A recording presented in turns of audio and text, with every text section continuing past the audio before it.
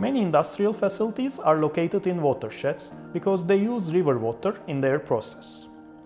They release the water back to the river through water treatment plants.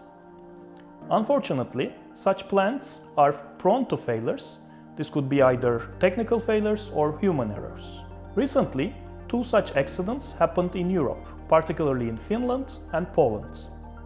In these cases, the failure of the water treatment plant went unnoticed for days, and huge amounts of chemicals were released into the rivers. Among these chemicals, micropollutants are particularly dangerous to the human health and water ecosystem because they are highly toxic and tolerant to decay.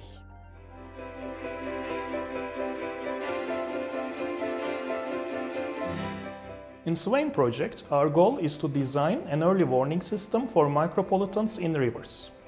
The system will locate the source of the pollution within minutes and with unprecedented accuracy. Our idea is to use smart sensors and artificial intelligence to this end.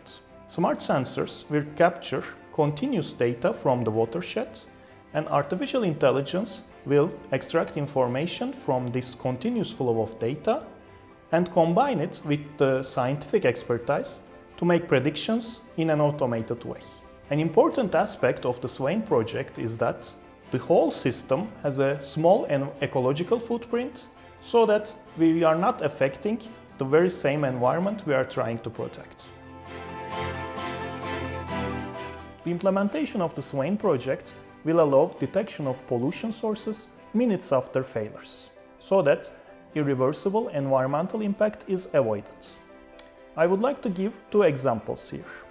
In 2014, 66 tons of nickel was released from a factory in Finland for 30 hours unnoticed. Similarly, in 2019 in Warsaw, Poland, wastewater was freely discharged into the Vistula River for 5 days. With the automated monitoring and early warning system that we propose, similar disasters could be avoided in the future.